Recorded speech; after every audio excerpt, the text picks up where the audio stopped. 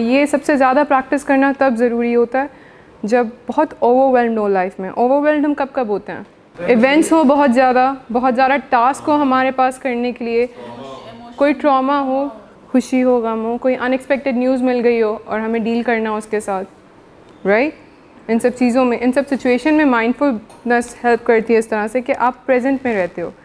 एक टास्क है जो कि माइंडफुलनेस के अराउंड रिवॉल्व करता है। कौन सा टास्क है वो? Reduce your frame of reference to a single day, कि अपना ध्यान हम एक दिन के ऊपर रखते हैं, प्रेजेंट के ऊपर रखते हैं, करंट सिचुएशन के ऊपर रखते हैं। जब अपना ध्यान हम प्रेजेंट सिचुएशन के ऊपर रख रहे हो, करंट डे के ऊपर रख रहे हो, तो किस तरफ नहीं रख रहे हैं? पास्ट और फ्यूचर में नहीं रख रहे हैं। अच्छा, माइंडफुलनेस इनेट होती है, इट्स समथिंग जो कि इंटरनली होती है, लेकिन जो लोग नहीं कर पाते कनेक्ट उस तरह से, वो प्रैक्टिस कर सकते हैं। डिफरेंट टेक्निक्स हैं अगर ब्रॉडर पर्सपेक्टिव से देखें।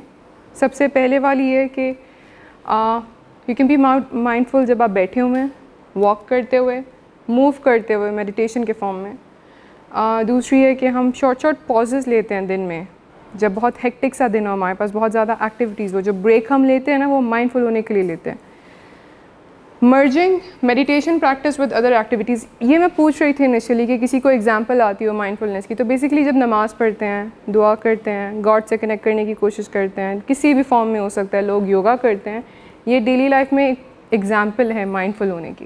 पहली चीज़ तो ये बता रहे हैं कि माइंडफुलनेस एक सुपर पावर है, मतलब एक स्पेशल किस्म की पावर है अगर आप इसको प्रैक्टिस करते हैं, ठीक है। एक चीज़ उन्होंने ये बताई, कुछ चीज़ें होती हैं जो बाय बर्थ मतलब नेचुरली आती हैं हम लोगों के पास, ठीक है। जैसे भूख लगना एक नेचुरल फिनोमेना, राइट? भूख लगना, इंसानों को भूख लगती है तो खाने के लिए, खाना ढूंढने हम जाते हैं। दांत ब्रश करना नेचुरल फिनोमेना नहीं है, रेगुलर बेसिस पे बहुत ईजीली हम लोग कर रहे होते हैं, राइट?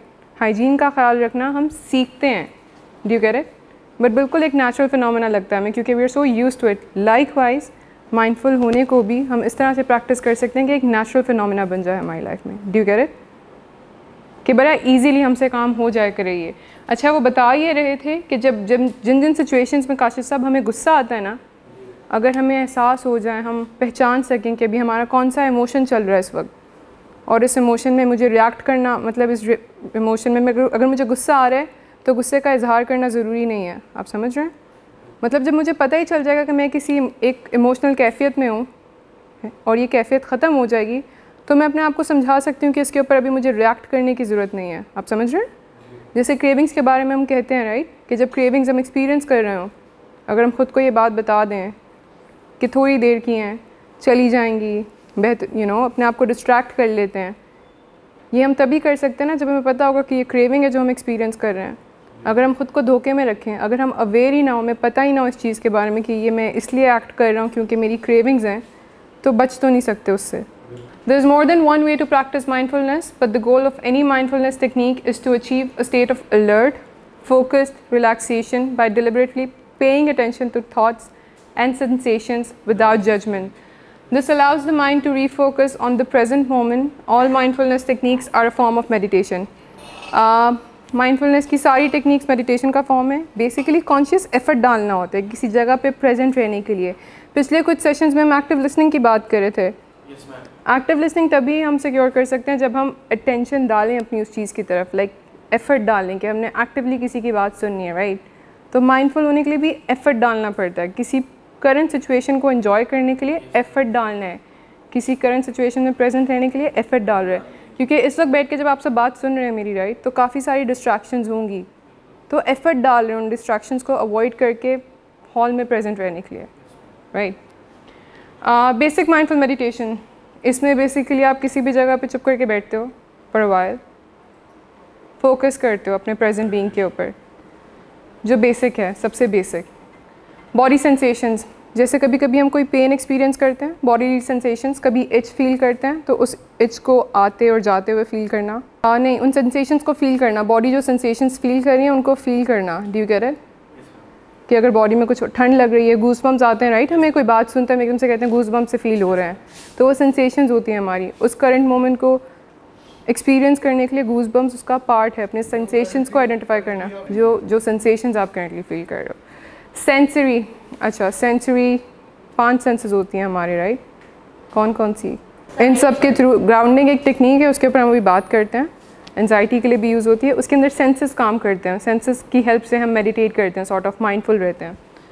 इमोशंस वो वाली बात है काशिफ साहब जो हम कर रहे थे, राइट, कि अपने करंट स्टेट को हम आइडेंटिफाई करते हैं कि इस वक्त करंटली मैं किस इमोशन में। अच्छा, जो लास्ट एग्जांपल है ना वो अर्ज सर्फिंग की है। ये जो क्रेविंग्स के बारे में हम अभी बात कर रहे थे, क्रेविंग्स के बारे में, कि क्रेविंग्स को आइडेंटिफाई करना कि जो मुझे भी गुस्सा आ रहा है ना, ये मेरी क्रेविंग्स हैं। ये जो मैं इरिटेट हो रहा हूँ इनके ऊपर, ये जो मेरा दिल कर रहा है अपने किसी पुराने दोस्त से मिलने का, ये जो मुझे वो जगह याद आ रही है, ये जो मैं यूफोरिक रिकॉल्स, बेसिकली अपनी क्रेविंग्स को आइडेंटिफाई कर लें कि अभी क्रेविंग्स एक्सपीरियंस कर रहे हैं, और ख़ुद को ताकि ये बात कर सकें कि ये मेरी क्रेविंग है and it will pass, and क्योंकि it will pass I need to distract myself, मुझे डिले करना है, मुझे कहीं और इन्वॉल्व करना है अपने आप को, और ये टेम्प्रेरी है, इतनी सी बात। वो जो डिले, डिस्टॉर्ट वाली थ्योरी पे हम बात करते हैं यहाँ पे, राइट। अर्ज सर्फिंग ये है कि this will pass, you can share it with someone, but in सब चीज़ों के लिए ये बहुत ज़रूरी है कि हमें पता चल जाए कि क्रेविंग है फैज़ान साहब, समझ रहे हैं। अर्ज सर्फिंग में बेसिकली ये होता है कि वो जो अर्जेस होंगी ना, जब क्रेव कर रहे होंगे कोई चीज़, तो आपकी अर्जेस होंगी, उन अर्जेस को आइडेंटिफाई करना। आपको किसी ने यहाँ पे बताया होगा क्रेविंग्स के बारे में, वेव्स के फॉर्म में ड्रॉ करते हैं, जैसे फीलिंग्स और इमोशंस के बारे में, कि वेव्स की तरह आती हैं एंड देन फिर फेड अवे हो जाती हैं। तो क्रेविंग्स भी वेव्स की तरह आती हैं, एक का टाइम आता है जब अपनी पीक पे जाती हैं, बहुत ज़्यादा मुश्किल हो जाता है उनके साथ टैकल करना, बट आफ्टर अ वाइल चली जाती हैं। Knowing what you are experiencing cravings के हवाले से बेसिकली अर्ज सर्फिंग हेल्पफुली उनके लिए जो कि रिकवरिंग एडिक्ट्स हैं, डी कर है, ताकि वो अपनी क्रेविंग्स को बेहतर समझ सकें। गो विद द फ्लो, कि जो भी करंट सिचुएशन है उसके फ़्लो के साथ आप जा रहे हैं, जो हो रहा है करंटली उसके साथ आप जा रहे हैं, एक्सपीरियंस कर रहे हैं, एक्सपीरियंस करने दे रहे हैं। जैसे कुछ चीज़ों के बारे में एक्सेप्टेंस नहीं लेके आते, एक्सेप्टेंस लेकर आना लाइफ में चीज़ों के बारे में बहुत ज़रूरी है, करंट सिचुएशन के बारे में। स्टे विद इट, उस इमोशन के साथ रुकें। को सप्रेस करना मकसद नहीं है माइंडफुल होने का, आप समझ रहे हैं। इमोशन को सप्रेस करना तो मकसद नहीं है। Practice acceptance. Above all, mindfulness practice involves accepting whatever arises in your awareness at each moment. It involves being kind and forgiving towards yourself. कुछ सिचुएशन जैसे हम बात कर रहे थे कि एक्सेप्ट करनी पड़ती हैं कि यही करंट सिचुएशन है, इसके साथ फ्लो में कैसे जाना है। इसका जैसे एक एग्जांपल है ना कि करंटली यहाँ पे इंडोर रहना काफ़ी मुश्किल है, लेकिन अगर आप बाहर के बारे में सोच रहे हैं, आउटडोर के बारे में सोच रहे हैं और इंडोर के ऊपर बिल्कुल भी ध्यान नहीं रख पा रहे हैं, तो देन एक्सेप्टेंस तो नहीं आई अपनी करंट सिचुएशन की। Do you get it. जैसे मीटिंग्स में आप सोचते होंगे मे बी कि डॉक्टर साहब से मिलूँगा तो क्या बात होगी, इरिटेटेड है उस वजह से, तो करंटली जो मीटिंग में बात हो रही है उस पर तो आप इतनी अटेंशन नहीं दे सकते होंगे, राइट। स्लीपिंग प्रॉब्लम्स में इस तरह से लोगों को बताया जाता है जो लोग सोने के वक्त बहुत ज़्यादा सोचना शुरू कर देते हैं पूरे दिन के बारे में। ये आप करते हैं, वरी टाइम असाइन करने को कहा जाता है हमें, राइट, कि जो लोग बहुत ज़्यादा सोचते हैं स्ट्रेसफुल सिचुएशंस के बारे में, स्पेसिफिकली रात को सोने के वक्त ख्याल आता है कि अब सोचो सारी उन चीज़ों के बारे में जो स्ट्रेस देते हैं, उन लोगों को गाइड किया जाता है कि आप एक वरी टाइम असाइन कर लें अपनी लाइफ में कि ये पर्टिकुलर टाइम है, इस टाइम पीरियड के अंदर जितना मैंने सोचना है मैं सोचूंगा, और जब ये टाइम पीरियड ख़त्म होगा उसके बाद I am not gonna think about it. Gently redirect, एक तो ये था ना कि वरी टाइम हम असाइन कर लेते हैं, उस्मान साहब वरी टाइम असाइन कर लेते हैं। उसके अलावा कभी कभी हम पास के उन एक्सपीरियंसेस के बारे में फिर से र्यूमिनेट करने लग जाते हैं जिनके बारे में हमने नहीं सोचना होता। कुछ पर्टिकुलर इवेंट्स हैं कि हमें पता है हम इनके बारे में सोचेंगे तो अपसेट होंगे, बिल्कुल किसी ने कुछ बुरा किया होता है, कुछ एम्बैरसिंग, सोने से पहले एम्बैरसिंग मोमेंट्स हमारी लाइफ में जो गुजरे हैं उनके बारे में दोबारा सोचना बहुत अच्छा लगता है। कोई रिजेंटमेंट जो हम किसी के साथ कैरी करते हैं, किसी के ख़िलाफ़ कुछ रिजेंटमेंट्स कैरी कर रहे होते हैं तो बार बार सोच रहे होते हैं। कोई भी नेगेटिव थॉट, बेसिकली उस थॉट से अपने आप को रीडायरेक्ट करना होता है कि ये जो थॉट है ना तुम्हें तंग कर रहा है, let's think about something positive. या इस वक्त बहुत ज़्यादा सोचना हेल्प नहीं कर रहा, you need to think, like you need to pull yourself, उस सिचुएशन से बाहर निकालना होता है ख़ुद को बता कर, लाइक डायरेक्शन को चेंज करना होता है अपनी, could be in any other direction but not in that particular direction. उस सिचुएशन से निकलना है। दैन दूसरी चीज़ उन्होंने लिखी है कि कभी कभी बार बार ट्राई करना पड़ता है, एक बार ट्राई करना काफ़ी नहीं होता। कभी कभी हम कहते हैं ना चलो कल सोचूंगा, तो फिर से वापस उसी सिचुएशन में होते हैं कि फिर से वापस वही चीज़ सोचना शुरू कर देते हैं, तो फिर से ट्राई करना होता है, ठीक है। और फिर कह रहे हैं प्रैक्टिस करने के बाद जो एक्सेप्टेंस आ जाती है और ईजीली मेडिटेट और माइंडफुल रह सकते हैं चीज़ों के बारे में। Grounding techniques are coping strategies to help reconnect you with the present and bring you out of a panic attack, PTSD, flashback, unwanted memory. distressing emotion or dissociation. They help separate you from the distress of your emotional state or situation. Patients जो anxiety के साथ होते हैं, किसी panic attack के साथ, post traumatic stress disorder के साथ, स्ट्रेसफुल सिचुएशंस के साथ, इन सब सिचुएशन में ग्राउंडिंग टेक्निक हेल्प करती है। बहुत डिफरेंट सारे मेथड हैं, सबसे सिंपल वाली पिक की है, आप लोग लिख सकते हैं इफ़ आप लोग कभी एक्सपीरियंस करना चाहें, यूज़ करना चाहें इस टेक्निक को। ये 5 चीज़ें करनी होती हैं basically. Once you find your breath, like calm down होकर बैठ जाएँ किसी सिचुएशन में और अटेंटिव हो जाएं कि मैं ये एक एक्टिविटी करने लगा हूँ अपने आप को ग्राउंडेड करने के लिए, समझ रहे हैं? Acknowledge 5 things that you see around you. इसमें सेंसेस यूज़ होती हैं, याद है हम सेंसेस की बात कर रहे थे। 5 चीज़ों को देखें जो आपको नज़र आ रही हैं अपने आसपास। सब उस वक्त स्ट्रेसफुल सिचुएशन में भी प्रैक्टिस कर सकते हैं। 5 चीज़ें जो आप देख सकते हैं, ठीक है? आई साइट को यूज़ करना है, 5 चीज़ों को आइडेंटिफाई करना है जो आप देख सकते हैं। 4 चीज़ें ऐसी जो आप टच कर सकते हैं, उनको टच करना है, ग्राउंड करने के लिए, अपने आप को ग्राउंडेड फील करने के लिए। ये इमोशंस सेंसेस की हेल्प के साथ आप प्रेजेंट मोमेंट में आते हो। Do you get it? In techniques के साथ आप प्रेजेंट करंट मोमेंट में अपने आ जाते हो। ये 5 को करनी है बारी बारी। Acknowledge 3 things that you hear. कोई साउंड्स होते हैं, 3 चीज़ें जिसकी आवाज़ आपको आ रही है इस वक्त हॉल में। 2 things that you can smell. ऐसी 2 चीज़ें ढूंढे जो आप स्मेल कर सकते हैं, देन स्मेल दैम। एंड एक चीज़ जो आप टेस्ट कर सकते हैं, तो उसको टेस्ट करें। ये 5 स्टेप्स लेने के बाद बेसिकली आप अपने आप को इन्वॉल्व कर रहे हो तो प्रेजेंट सिचुएशन के अंदर। तो जो भी स्ट्रेसफुल चीज़ के बारे में आप सोच रहे हो, वहाँ से ध्यान डिस्ट्रैक्ट होता है और प्रेजेंट में आ जाते हो। Do you get it? Activity है यहाँ पे, have you guys done it before? करवाई हुई यहाँ पे मल्टीपल टाइम्स। कोई लीड करे और करते हैं अभी यहाँ पर। बेसिकली सीधे होकर बैठ जाएँ अपनी अपनी चेयर्स के ऊपर, जिनकी टांगें बेसिकली फोल्ड करके बैठे हैं। सजाद साहब सीधी कर लें, सीधी। सजाद साहब बहुत परफेक्टली बैठे हैं। If someone wants to follow, उनको देख नीचे देखना है, बेसिकली नीचे की तरफ देखना है। ओके, इसको बहुत सिंपल करके बताने में ऐसे ही बैठे रहें। सीधा होकर बैठना है आपने फॉर अ वाइल और अपनी ब्रीदिंग को एक्सपीरियंस करना है। वो जो सांस आप ले रहे होते हैं, जो फ्लो होता है, उसको बेसिकली इन्जॉय करना है। तो इस मेडिटेशन की एक्सरसाइज में आपने अपने ब्रीथ करने का जो फ्लो है उसको इन्जॉय करना है। उसके लिए बिल्कुल सीधा होकर बैठना होता है, बॉडी के स्ट्रक्चर को सीधा करके रखना होता है। ठीक है? बहुत ज़्यादा रिलैक्स नहीं होना, बिकॉज आप इन्जॉय नहीं कर पाएंगे। देन आपका ध्यान कहीं और है, किसी और तरफ है, आप डिस्ट्रैक्टेड हैं। You guys get it? This is something that you can practice. इससे पहले हमने ग्राउंडिंग टेक्निक की बात की। ग्राउंडिंग टेक्निक 5 सेंसेस को अपने यूज़ करते हैं बेसिकली प्रेजेंट सिचुएशन में आने के लिए, करंट सिचुएशन को फुली अवेयर होकर एक्सपीरियंस करने के लिए। How mindfulness changes the emotional life of our brains. इससे पहले कि इन फैक्टर्स को डिस्कस करें, what do you guys think benefits क्या होते होंगे माइंडफुल होने के? मेंटल हेल्थ के साथ बेसिकली मेंटल हेल्थ को इम्प्रूव करने के लिए माइंडफुलनेस यूज़ होती है। फ़िज़िकल हेल्थ को इम्प्रूव करने के लिए माइंडफुलनेस यूज़ होती है। चीज़ों को ज़्यादा बेहतर इन्जॉय कर सकते हैं। एग्जाम्पल्स इनकी ये हैं जब हम माइंडफुल नहीं होते। Have you guys notice books कौन कौन रीड करते हैं यहाँ पे? कितने पेजेस पढ़ लेते होंगे फिर रियलाइज़ करते होंगे कि क्या पढ़ रहा था? 10? नाइस। 2? 3? और फिर एकदम से क्या रियलाइज़ करते हैं? बस पढ़ ही जा रहे हैं, समझ नहीं आ रही तो फिर से शुरू करना पड़ता है।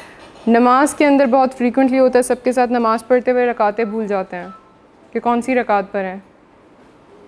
ये होता है। कभी ऐसा हुआ कि किसी से टाइम पूछा और उन्होंने टाइम बता दिया और थोड़ी देर बाद आपने फिर से पूछा और टाइम क्या था? राइट? जो एकदम से चीज़ें भूली भूली याद आती हैं, अच्छा वो करना था, अब मुझे याद आया है। ये सब इसलिए हो रहा था कुछ माइंडफुल नहीं होते। नाम पूछ के नाम भूल जाते हैं लोगों का, दोबारा से पूछते हैं।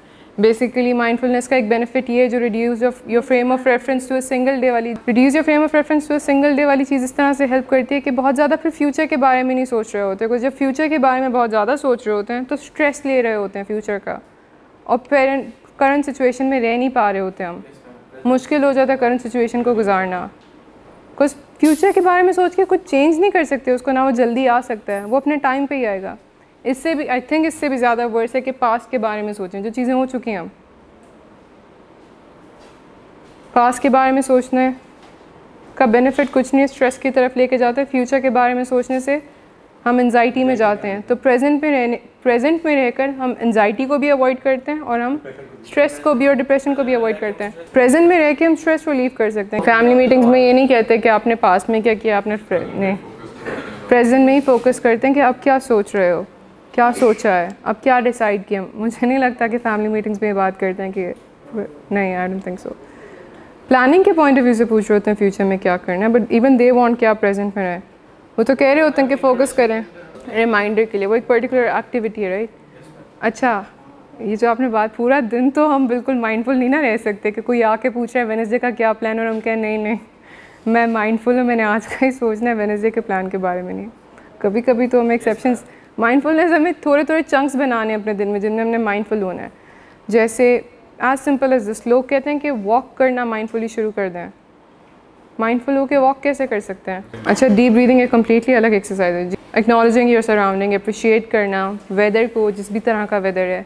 मील को खाते हुए माइंडफुल कैसे हो सकते हैं? सिर्फ फोकस खाने के ऊपर रखना, राइट। अच्छा सा टाइम निकाल लें। हम यूजुअली क्या कर रहे होते हैं, खाने के साथ साथ कुछ देखना प्रेफर कर रहे होते हैं, बात करना प्रेफर कर रहे होते हैं, सोचना प्रेफर कर रहे होते हैं। तो ये बहुत सिंपल टास्क हैं कि माइंडफुली खाना शुरू कर दें, माइंडफुली वॉक करना शुरू कर दें। कुछ बेनिफिट समझ आए माइंडफुल होने के? ईजी हो जाती है लाइफ। अच्छा, मेंटल हेल्थ को अफेक्ट कैसे करता है? डिस्ट्रैक्टिबिलिटी को एक्सप्लेन करने के लिए एक स्टडी की गई थी।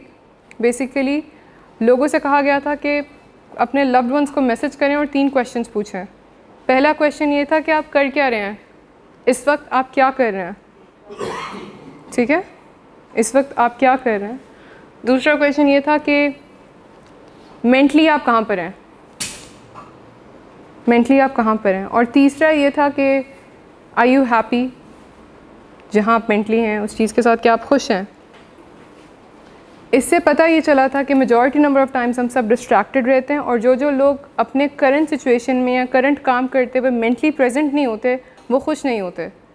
अगर आप काम कोई और कर रहे हैं और आप सोच किसी और चीज़ के बारे में हैं, दैट क्लियरली शोज़ कि आप खुश नहीं हैं, सेटिस्फाइड नहीं हैं। तो बेसिकली अनअवेयर होना is equal to being unhappy. Do you get it? तो जितना आप अवेयर होंगे चीज़ों के बारे में, उतना ज़्यादा आप खुश होंगे। लोनलीनेस एक ये दूसरा फैक्टर जो हमारी मेंटल हेल्थ के ऊपर टॉल लेता है। उससे होता ये कि अक्सर हम लोगों के बीच में बैठ के लोनली फील कर रहे होते हैं।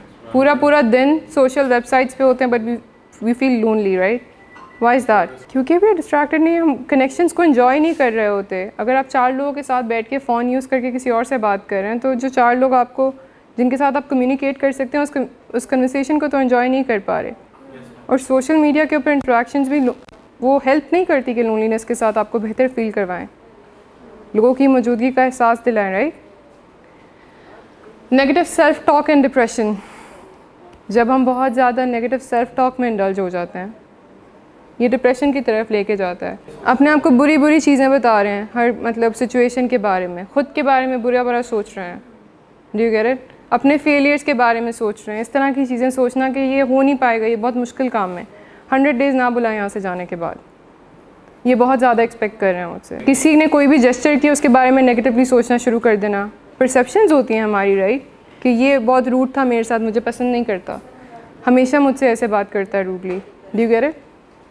किसी भी नेगेटिविटी के ऊपर इंडल्ज हो जाना। रिजेंटमेंट्स जो कैरी करते हैं, वो जो एक टाइम आपने मारा था ना, या वो जो एक टाइम आपने ज़्यादती की थी, वो नहीं भूली जाती। नेगेटिव सेल्फ टॉक डिप्रेशन की तरफ लेके जाती है। Loss of purpose. उस दिन ग्रुप में हम पर्पस की बात कर रहे थे कि लाइफ में पर्पस होना चाहिए, राइट। डेथ बेड पे जाके, ये स्टडीज़ बता रही हैं, डेथ बेड पे जाके, वो जो हम कहते हैं ना कि मिरेकल था कि बच गए, डेथ बेड पे थे, बिल्कुल जान बचा कर आए हैं। डेथ बेड पे जाके जो लोग वापस आते हैं, जो सर्वाइव करते हैं, वो इस वजह से करते हैं कि उनकी लाइफ में कोई पर्पस होता है। इसको बताने का मकसद है कि ज़िंदगी में कोई पर्पस होना बहुत ज़रूरी है, क्योंकि वो मोटिवेटेड रखता है, वो आपको प्रेजेंट एंजॉय करने देता है। कोई पर्पस ही नहीं है तो देन डिस्ट्रेस सी सिचुएशन है एक लाइफ में, कोई मोटिवेशन नहीं है जीने की, इम्प्रूव करने की, प्रेजेंट मोमेंट को एंजॉय करने की। लाइफ को एंजॉय नहीं कर पाएंगे अगर कोई पर्पस नहीं होगा। उस दिन हमने पूछा भी था, तो अगर किसी के माइंड में नहीं आ रहा पर्पस लाइफ का, तो आइडेंटिफाई कर लें कि क्या पर्पस है। हेल्दी माइंड के 4 पिलर्स हैं। एक अवेयरनेस, माइंडफुलनेस जिसकी हमने बात की, अवेयरनेस। दूसरा कनेक्टिविटी, लोगों के साथ कनेक्टेड रहना, उसमें भी माइंडफुलनेस हेल्प करती है, बिकॉज एक्टिव लिसनिंग से या एम्पैथाइज करके ही उन कनेक्शंस के ऊपर काम किया जा सकता है। इनसाइट, अच्छा, ये इंसाइट वहाँ पे हेल्प करती है। वो जब नेगेटिव सेल्फ टॉक की बात नहीं कर रहे थे कि हम बहुत ज़्यादा नेगेटिव सोचना शुरू कर देते हैं चीज़ों के बारे में, बुरा भला बोलना शुरू कर देते हैं, तो अपने आप को ये कहना है कि स्टोरी यही है, नरेटिव मैंने चेंज करना है, जो जिस तरह से मैं चीज़ें ख़ुद को बता रहा हूँ राइट, वो डिफरेंट है, इतना नेगेटिव नहीं है, उसको पॉजिटिव कर लें। फैक्ट्स ये हैं, फैक्ट्स के अंदर पॉजिटिव क्या निकाल सकते हैं। किसी ट्रॉमा के बाद भी ना कुछ लोग होते हैं जो कहते हैं कि ये बहुत ट्रॉमेटिक एक्सपीरियंस था, लेकिन ये मेरे लिए एक अपॉर्चुनिटी थी। Do you get it? कि 100 डेज़ इंडोर बहुत मुश्किल हैं और बिल्कुल बात समझ नहीं आती है, मैंने खुद छोड़ देना था, बट लर्निंग एक्सपीरियंस कैसा बनाया जाए, इसको ईजी कैसा कर लिया जाए। तो कोई भी ऐसा एक्सपीरियंस जो कि नेगेटिव है आपके माइंड में, जिसका परसेप्शन ख़राब है कि पेनफुल है, उसको लेट गो करने के लिए कुछ पॉजिटिव एसोसिएशंस लेके आनी होंगी, एटलीस्ट नेगेटिव तो बिल्कुल हटा देनी होगी। एक्चुअली एफर्ट डालने से, लाइक सोचना कि ये जो मैं इस तरह इन अ पर्टिकुलर वे सोच रहा हूँ ना इस सिचुएशन के बारे में, ये ऐसा नहीं है। बेसिकली अपना दिल चेंज करना है किसी चीज़ की तरह कि मैं बहुत नेगेटिव हूँ, इन लोगों के बारे में मैं बहुत नेगेटिव हूँ अपनी लाइफ में। एंड देन चौथा ये है पर्पस, अपनी लाइफ में किसी पर्पस के ऊपर काम करेंगे, कोई पर्पस हो लाइफ का। रिकवरी में रहना है, लाइफ का एक पर्पस हो सकता है। रिकवरी के लिए कोई पर्पस ढूंढना बहुत ज़्यादा ज़रूरी है। आपकी रिकवरी बहुत स्मूथ हो जाएगी अगर आपकी रिकवरी का कोई पर्पस हो। बेसिकली NLP की जिस टेक्निक के ऊपर बात करते हैं क्रेविंग्स के बारे में भी, बिकॉज एवरी टाइम हम क्रेविंग्स में गिवन किया करते थे राइट, एवरी टाइम हमें क्रेविंग्स होती थी तो एक चीज़ सीखी हुई थी कि ड्रग्स को सिक्योर करना है, ड्रग्स करना है, तो वो पाथवे जो है स्ट्रॉन्ग होता गया है इस सारे टाइम पीरियड में राइट। NLP की टेक्निक के ऊपर हम बात कर रहे थे कि उस रास्ते को, उस दूसरे पाथवे को हमने स्ट्रेंथ देनी है राइट। जैसे हाँ, आउटलुक भी नहीं करना, लाइक सप्रेस नहीं करना होता, ऐसे प्रिटेंड नहीं करना होता कि एग्जिस्ट नहीं करना कुछ, फिर वो पावरफुल हो जाता है। लाइक वैसे हम ये बात कर रहे थे कि अब जब क्रेविंग होगी और उसमें गिवन नहीं करेंगे तो ये वाला पाथवे स्ट्रॉन्ग होता जाएगा राइट, आदत हो जाएगी, इस आदत को पक्का करते जाएंगे। इमोशंस की जैसे बात कर रहे थे कि जब अपने इमोशनल स्टेट को हम आइडेंटिफाई कर लेंगे राइट, कि मैं लो फील कर रहा हूँ, तो ख़ुद से ये सेल्फ टॉक कर सकते हैं कि मैं लो फील कर रहा हूँ, आई नो मेरा आज तैयार होने का दिल नहीं कर रहा, लेकिन मैंने अपने इस इमोशन को एंटरटेन नहीं करना, so I have to get ready. Do you get it? मैं ऑलरेडी डिप्रेस फील कर रहा हूँ तो सैड म्यूज़िक मुझे आज हेल्प नहीं करेगा, सो इट्स बेटर कि मैं ना सुनूँ। At the same time identify करें कि मैं लो फील कर रहा हूँ और ये पर्टिकुलर सिचुएशन हेल्प नहीं कर रही है, मुझे और बुरा फील करवा रही है, तो मुझे निकलना है इस सिचुएशन से। एग्जैक्टली कि इग्नोर नहीं करना, अवॉइड नहीं करना, एक्सेप्ट करना, and you have to do something else.